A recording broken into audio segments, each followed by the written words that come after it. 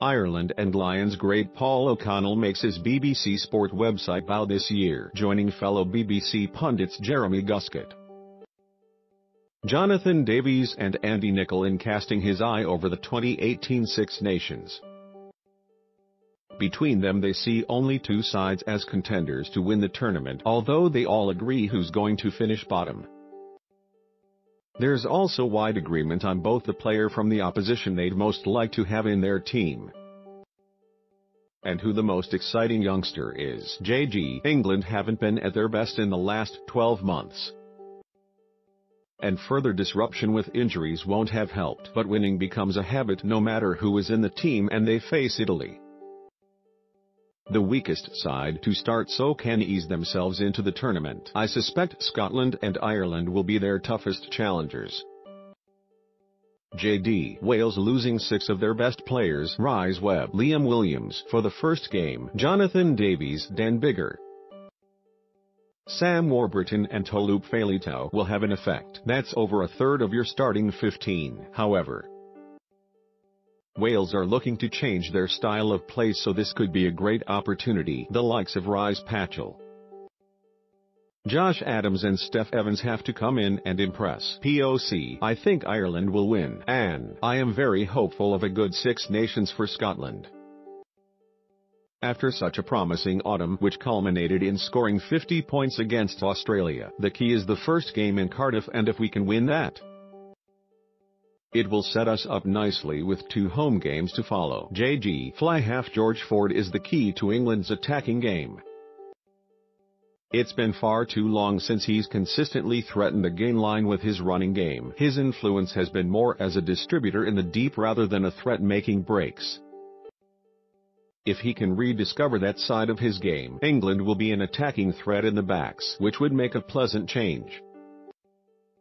JD, Patchell and his half-back partnership with fellow Scarlet Gareth Davies is going to be key. The Scarlets' fly half is an intelligent player who is playing well in a confident side.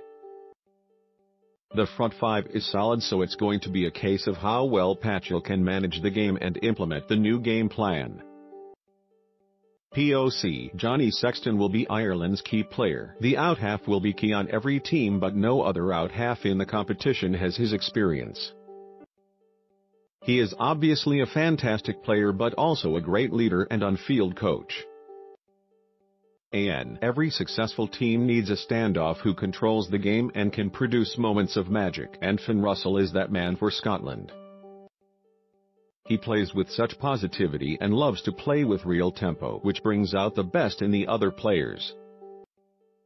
Media playback is not supported on this device. JG, Scotland fullback Stuart Hogg would add another dimension to England's attack. He has speed and a great step and can pop up anywhere in the attacking line and have a go at defenders. He's a real threat.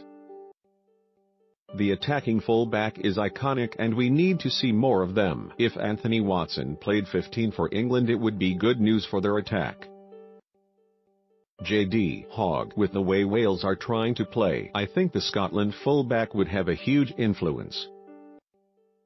England's Owen Farrell would be brilliant at 12, but with Wales trying to now put the ball through the hands, Hogg would be a great addition to the side. POC, I don't know where I would put him, but I'd take Farrell.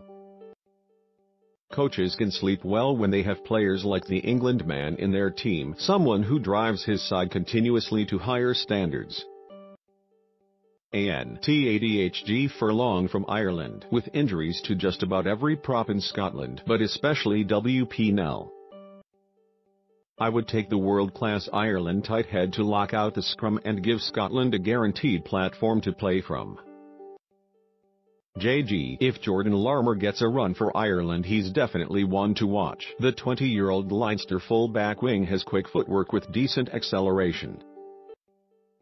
If he doesn't make it, Ulster's Jacob Stockdale will catch the eye. The 6'3" in 16 St Ireland winger appears to be a natural try-scoring predator. JD, I'm looking forward to seeing Larmour on the test stage. He's a really exciting prospect. POC, Larmour, I think Ireland will be careful with him and put him in at the right time. He has scored some sensational solo tries this season and is profiting from working with some great players and coaches at Leinster. If Bath number 8 Zach Mercer or fellow 20-year-old Larmour get a run for England and Ireland respectively, they could make a name for themselves. JG, the loss of Billy Vunipola is the biggest issue for England. He carries so well and is their best attacking player.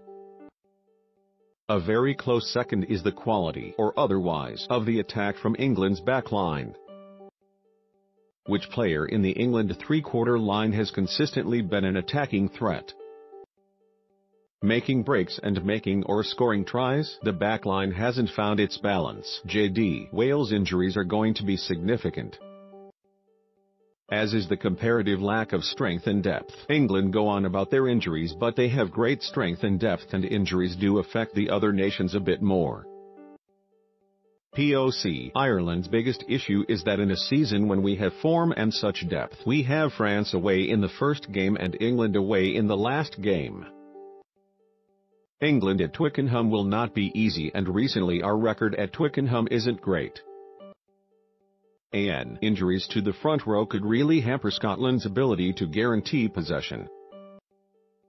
They have no real strength in depth at stand-off either, so Russell needs to play all 5 games. JG, for me Ireland are the most complete team. They have experienced players, new talent coming through, the scrum and line out are solid, the breakdown pretty precise. They are a side that has a low penalty count and work hard to keep unforced errors to a minimum, which compounds the pressure they apply to teams. Their game plan is embedded, well-structured and executed, and they have the best half-back combination in the tournament in Sexton and Conor Murray, who are rugby smart and perform to the highest standards most of the time. JD, if Ireland win their first game they will have a great opportunity because of their 3 home games. But I think it might come down to the last game, England v Ireland at Twickenham. POC, Ireland, for a number of reasons. The depth of the squad has never been so good, so I think they will be able to handle the injuries that will come during the tournament. Defense coach Andy Farrell has been a great appointment to a coaching staff that was already top class.